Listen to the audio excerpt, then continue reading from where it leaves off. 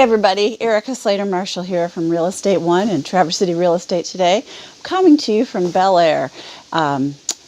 Beautiful, beautiful home that I'm holding open, Windy Hill. And about 2 seconds ago, a really beautiful little deer just went walking along. So that was my excitement this morning. The other thing I'm excited about is I wanted to tell you 5 things that an enthusiastic real estate agent would do or should do for you. There are over 900 realtors in Traverse City, so how do you decide who you should work with? It's a big decision, and one you shouldn't take really too lightly.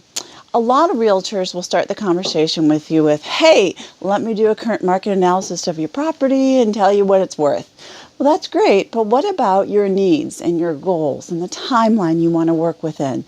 Your timeline really is critical to this, and as we go through this, you'll see why. The first thing you need to do is you do need to sit down and decide those items. Once you have that timeline, you talk about your goals, and you know where you want to be, then you should start the discussion on what's the price of my home and where should it be. So once you decide on your timeline and your needs and your wants and your goals, then you should start talking about your pricing strategy. Usually there's 3. We set it high and we see what we can get. We set it right in the market. We know we're going to have a good sale. Or we set it below the market and we create a little competition. What works best for you? Again, you refer back to number 1. And what are your goals? That's going to help you determine your pricing strategy. Next, you should talk about your marketing plan. I have a pretty extensive marketing plan. I use not only the MLS and the replication that it provides to the Realtor websites and Realtor.com and Zillow and like 400 other places, but I also do my own blogging, like right now, and blogging and social media. I bring all of these aspects to life, and I do this with the use of a really great company that helps me with the drone and virtual walkthroughs and professional photography. Those things enhance your home. Everybody will do this a little differently, but the marketing plan, again, should revert back to number 1. What are your goals?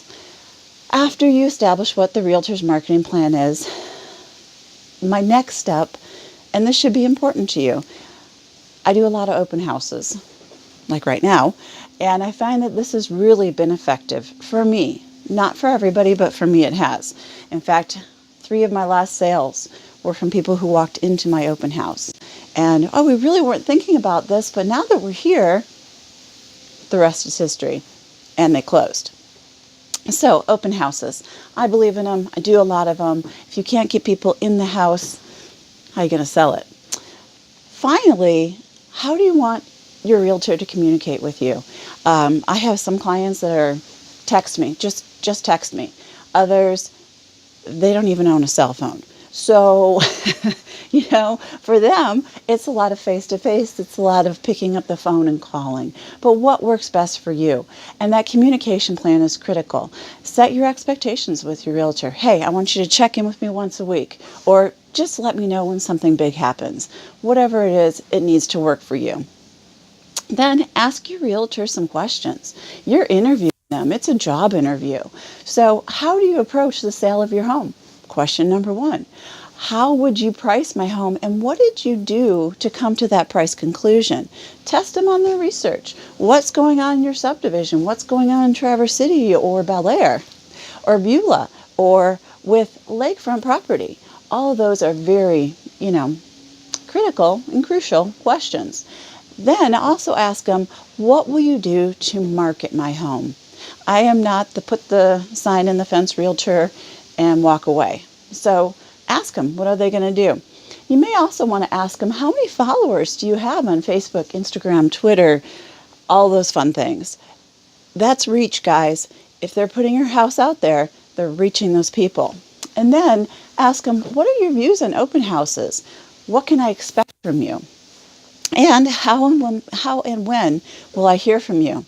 So if you don't like the answers you get from whoever it is you're interviewing, give me a call. I would love to talk to you about it. 231-242-3576. And now my teeth are chattering because it's chilly.